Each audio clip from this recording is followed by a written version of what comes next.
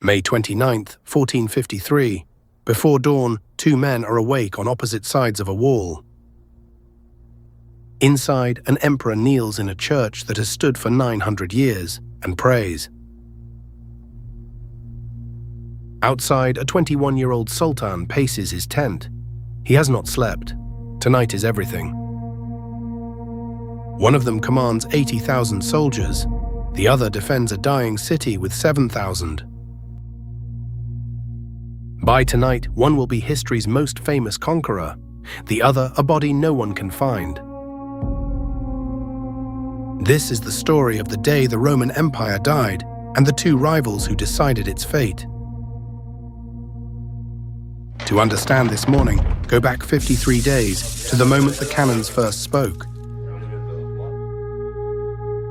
Constantinople. For 1,000 years, its land walls had thrown back every army that reached them. Mehmed II became sultan at 12 years old, when his father stepped aside and handed him an empire. It went badly. The viziers ignored him, the army mocked him. Crisis forced his father back to the throne. He had tasted the throne and been taken off it. Humiliation like that does not fade. In 1451, his father died, and Mehmed, 19, was sultan again. Europe exhaled in relief. Foreign ambassadors reported home that the new sultan was young, inexperienced, and harmless. He encouraged the mistake. But at night, Mehmed sketched fortifications and siege engines. One city filled his notebooks, Constantinople. An old prophecy said a great commander would one day take the city. Mehmed intended to be him. Within a year, he built a fortress on the Bosporus Strait, cutting Constantinople's lifeline to the Black Sea. He called it the Throat Cutter. Ships that refused to stop at its guns were sunk. His old viziers urged caution. Mehmed overruled them. The boy they laughed at was done waiting. Across the water, Constantine XI had inherited almost nothing but a title, Emperor of the Romans. The empire that once circled the Mediterranean was now in truth a single-walled city and its ghosts. Constantinople's population had collapsed. Farms and ruins lay inside walls, built for a city 10 times its size.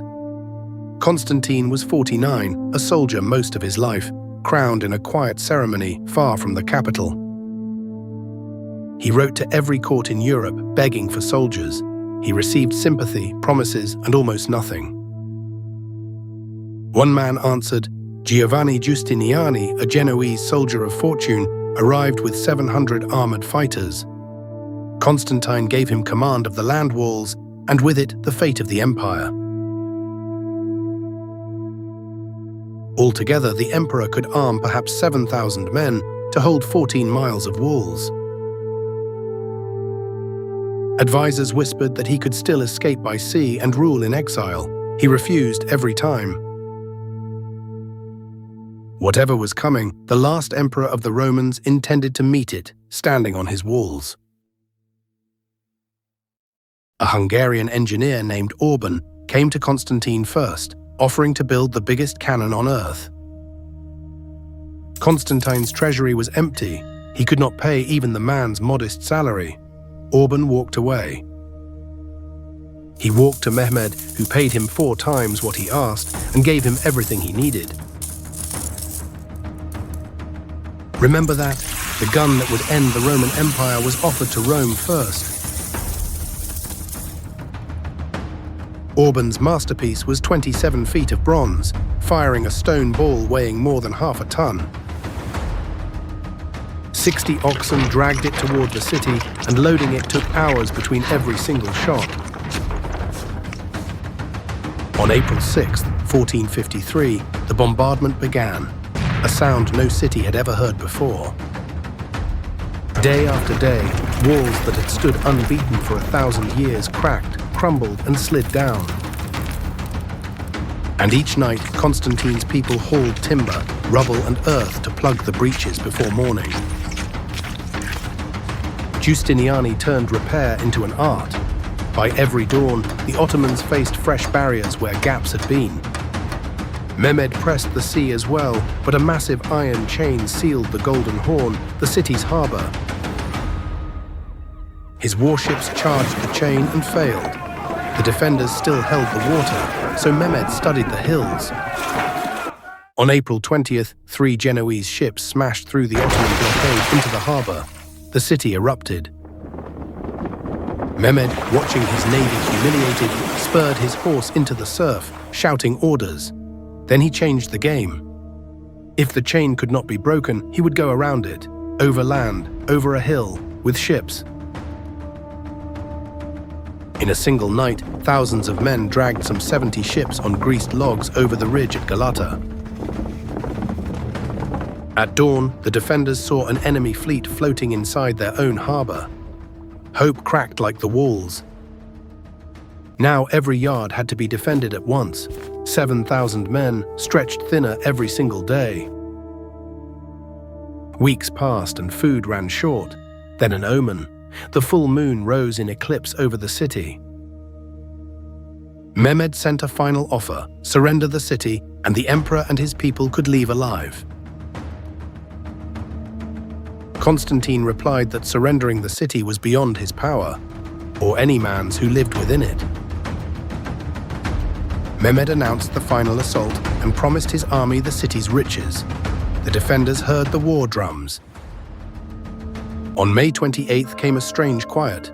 Inside, old enemies, Orthodox and Catholic, prayed together one last time. That night, Constantine told his commanders to be ready to die for faith, family, and homeland. Then silence. At 1:30 in the morning, May 29th, the Ottoman lines rose in the dark and charged.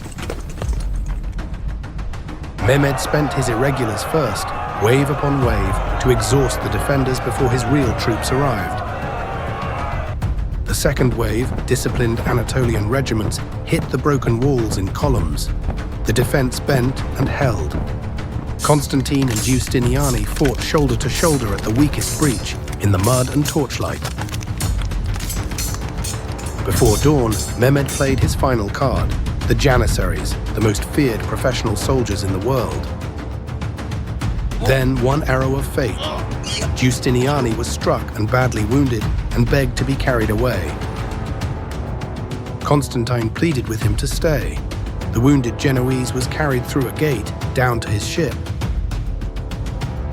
His men saw their commander leave the wall, and where 700 had stood firm, panic spread. Was he hurt? What do we do? Chroniclers add a crueler twist: a small postern gate, the Kirka Porta, found unlocked in the chaos. Ottoman soldiers poured through and raised their banner on the tower above. From below, it looked like fate. The cry went up: the city is taken, and a defense of 53 days collapsed in minutes. Constantine saw it. Witnesses say he tore off his imperial eagles so no enemy could claim his body.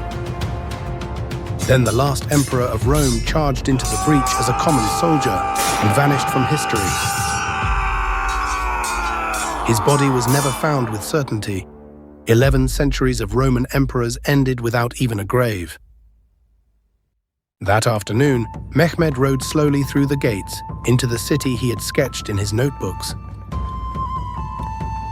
At the great church of Hagia Sophia, he halted the looting and walked in, almost alone.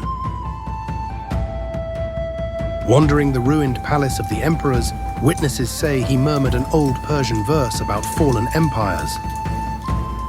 The spider keeps watch in the palace of kings. He was 21 years old. He had won everything. Giustiniani, carried to his ship, died of his wound within weeks. The West mourned him and blamed him. Constantine passed into legend, the marble emperor asleep beneath the city, waiting to be called back. Greek scholars fled west, carrying ancient manuscripts into Italy, fuel for the fire we call the Renaissance. Trade routes shifted, and Europe began seeking new paths east, across the open ocean. The world turned. Two men met at a wall at dawn. By nightfall, one had won an empire, the other had become a legend. neither was ever forgotten.